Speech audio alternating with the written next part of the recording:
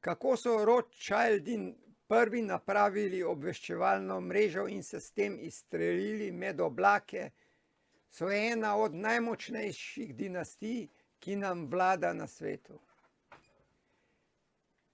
Vedeti, katera dinastija v evropskih državah in okrajih bi lahko imela najmočnejši vpliv, kdo bi lahko strmoglavil vlado in prišel na prestol, kjer se pripravlja vojna, kdo lahko pomaga s posojilom, kam vlagati, vse to je bilo neprecenljivo in bančna družina Rothschild je takšne podatke vestno zbirala. Tako so imeli Rothschildi pred 200 leti svoje trgovske zastopnike v vseh večjih evropskih trgovskih središčih in prestolnicah. Šlo je za pravo obveščevalno mrežo, ki je zbirala podatke o morebitnih pretresih na dvorih. Sporočila so si izmenjevali prek mreže kurirjev, poštne službe, ki so jo imeli v lasti, pa se je spremenila v pravo vohunsko mrežo. Njihove poštne kočije so potovale po cestah, ladje so potovale čez Rokavski preliv. Njihovi vohljači v obliki trgovcev in poštarjev so bili na ulicah, na borzah, nosili so gotovino, obveznice, pisma in novice.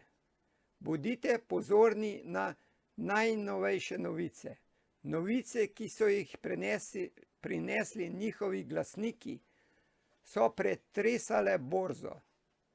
Cena mnogih delnic je bila odvisna od tega podatka.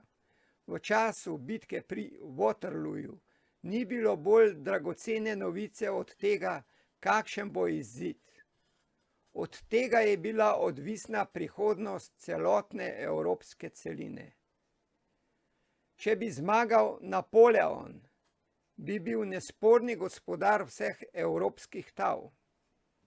Če bi izgubil, bi Anglija ohranila ravnotežje vpliva v Evropi in bi ga lahko sčasoma razširila.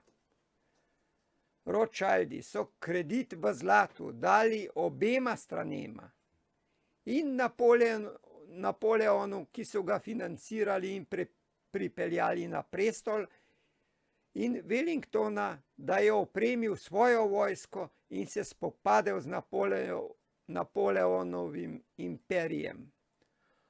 Od izida bitke je bilo odvisno, kdo bo kaj pridobil in kdo je izgubil. V igri je bilo veliko bogastvo. Londonska borza se je ta dan mrzlično polnila, medtem ko so trgovci in bankirji čakali na novice o izidu bitke.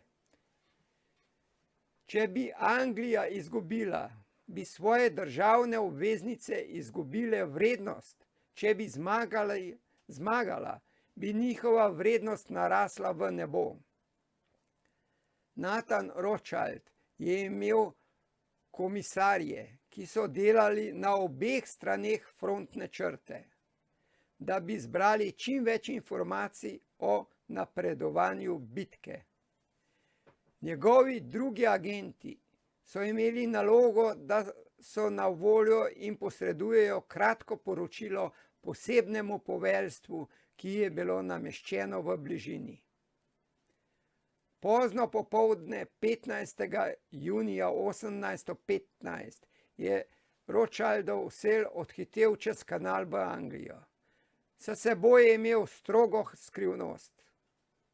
Naslednji dan ob zori je srečal samega Rothschilda. Nathan je na kratko analiziral pridobljene informacije in tako je odšel na londonsko borzo. Vzdušje na borzi je bilo fantastično. Vsi so čakali na novico. Rothschild, ki ga sodobniki opisujejo kot hladnokrvnega, dojemljivega in sprevrženega človeka brez kančka čustev, ledenega pogleda, brez duše, je prišel na borzo in stal ob njegovih stopnicah. Brez čutljivih čustev na obrazu je svojim borznim posrednikom dal diskreten znak, ki so si ga lahko razlagali le oni. V istem trenutku so začeli prodajati angleške obveznice.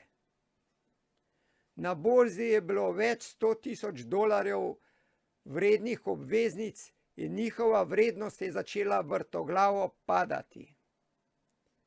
Nathan se je rahlo naslonil na drog, da bi videl reakcijo prisotnih. Prodajal je, prodajal angleške državne obveznice. Vrednost obveznic je popolnoma padla. Med prisotnimi je prišlo do razburjenja. Na ustnicah so vse pogosteje slišali: Rothschild ve, Angleži so izgubili pri Waterlooju. Rothschild to zagotovo ve. V tistem trenutku je nastala prava panika in ljudje so hiteli, da bi se znebili zdaj skoraj povsem nič vrednih obveznic in ta papirnati denar zamenjali za zlato ali srebro, da bi si povrnili vsaj del vrednosti. Po nekaj urah vročice je bila ena obveznica prodana po ceni 5 centov za dolar. Rothschild je še hladnokrvno stal ob stopnicah. Precej diskretno je znova dal znak svojim agentom, tokrat drugačnega.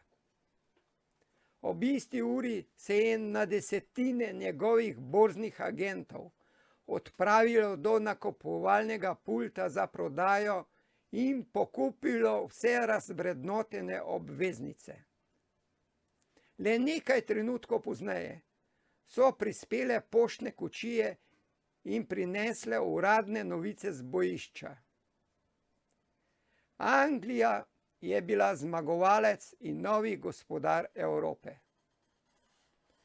V sekundi je angleška obveznica narasla na astronomsko ceno, veliko višjo kot kadarkoli prej. Rothschildovo bogastvo se je čez noč povečalo za 20-krat. Nato pa je postal glavni nadzornik britanskega gospodarstva, kar ostaja, kot se verjame, še danes. Čeprav je bila Bank of England leta 1946 uradno nacionalizirana, to ni bistveno spremenilo vpliva zasebnih bankirjev na britansko gospodarstvo. Saj se guverner in vlada sprašujeta le, koliko bankovcev in kovancev bo letno danih v obtok. Vendar se gotovina že dolgo v skupnih finančnih transakcijah uporablja le nepomembno. Tako je nacionalizacija centralne banke v Veliki Britaniji državljanom dala le vtis, da je državno gospodarstvo v rokah države. Večina finančnih transakcij se danes izvaja samo prek računalniškega zaslona, z abstraktnimi računi in številkami ter seveda s špekulativnim kapitalom. To nima nobene zveze z resnično gospodarsko močjo družbe in posameznikov.